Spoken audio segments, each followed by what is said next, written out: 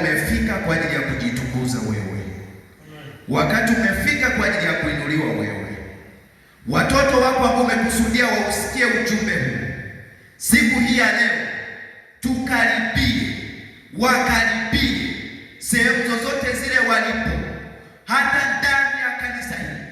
Mungu wa mbinguni, kubali kuzungumza na mtoto wako mmoja mmoja, kubali kuzungumza na mtoto huyu, kubali kuzungumza na binti huyu, kubali kuzungumza na mzee huyu kwa namna ya kipekee.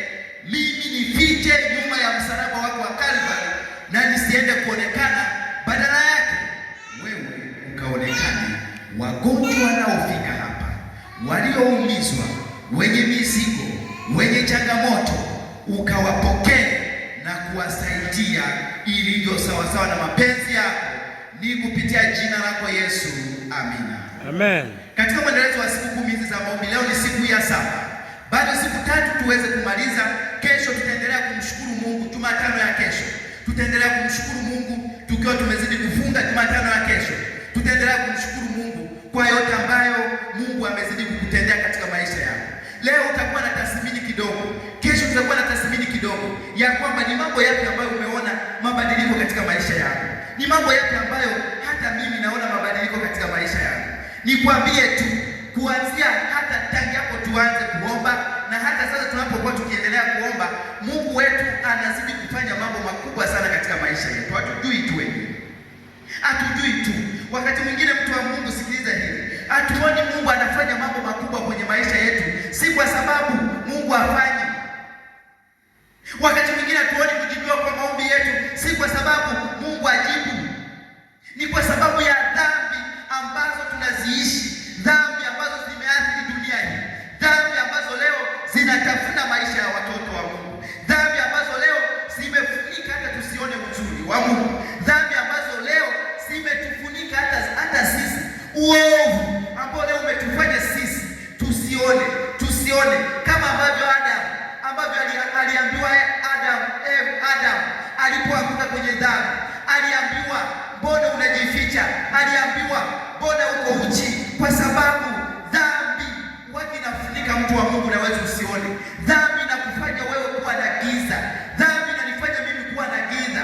Kama bado nipo kwenye dhambi, itazidi kunifanya mimi wakati mwingine nisione hata mambo ya Mungu katika uzuri wake. Na ndio maana mwimbishaji mmoja anasema, Bwana nataka hili unisafishe, siwezi kuyafahamu mambo mazuri ya wapi, ya mbingu, kwa sababu ya dhambi. Wanadamu wakati mwingine wamekuwa wakimlaumu Mungu kwamba ajibu maombi. Tangu hapo lini Mungu ajibu maombi? Tangu hapo lini? Yeye ndiye anajitambulisha ya kwamba ukiomba neno lolote lile nitalitenda. Tangu hapo lini? Yohana 14 mstari ule wa 13. Yeye ndivyo anavyotamka, neno lolote lile tukimuita yeye anatenda. Watu wengi leo tunalia, watu wengi leo tunanung'unika kwamba Mungu mimi ameniona nini, kwamba Mungu mimi anijibu maombi yangu. Tangu hapo lini ujibiwi maombi yako? Kitu ambacho nilikuwa natamani tukuzungumza ni kwamba ni kwa sababu ya dhambi ambayo leo inazunguka maisha yako, dhambi ambayo leo inazunguka maisha yako. Ndivyo vitu ambavyo vimetufanya wakati mwingine tusiweze kujua ya kwamba Mungu anatenda nini katika maisha yetu. Kwa hiyo mtu wa Mungu, nikushauri katika jioni ya leo, adhimia kuomba Mungu pale ambapo unaona kabisa kwamba mbona mimi Mungu sioni majibu ya maombi haya, mbona mimi Mungu sioni unatenda kwenye maisha yangu. Nikuambie tu ya kwamba Mungu anatenda. Bwana asifiwe. Amina. Nisikize mama yangu niyepo hapa, Mungu anatenda. Naongea na mama ambaye amekaa nyuma hapa. Mungu anatenda kwenye maisha yako. Amini tu. Amini tu kwenye maisha yako. Wafundishe watoto na vizazi vyote kwa ajili ya Kristo au kwa ajili ya Yesu.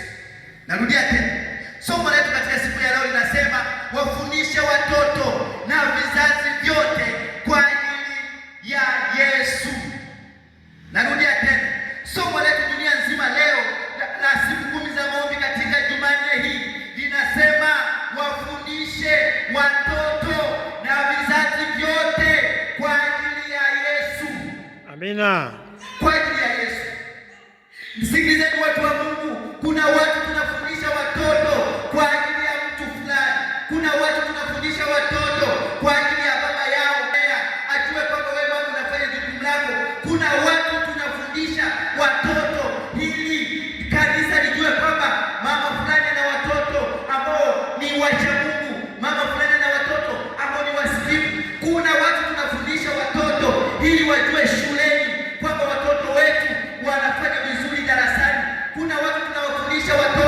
ili wafanye vizuri kanisani. Kuna watu tunawafundisha watoto ili wafanye vizuri katika jamii ambayo tunaishi.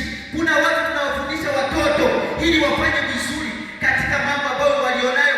Kuna watu tunawafundisha watoto ili atakapozaliwa, ili atakapokuwa, binti anafundishwa ili atakae vizuri na mume wake. Si ndio hivyo watu wa Mungu? Ni hivyo katika dunia ambayo tunaishi. Kuna watu leo tunafundisha watoto wetu ili waishi maisha mazuri hapa duniani. Ni jambo zuri kabisa.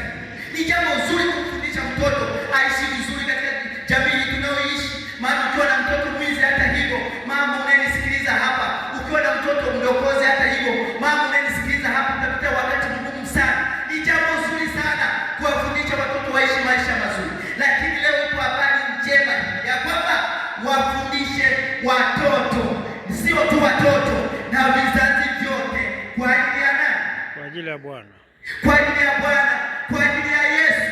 Ni wafundishe watoto, uwafundishe mama watoto wako, uwafundishe mzee wako watoto wako, kwa ajili ya Yesu, sio kwa ajili ya mtu fulani. Ni wafundishe, wafundishwe au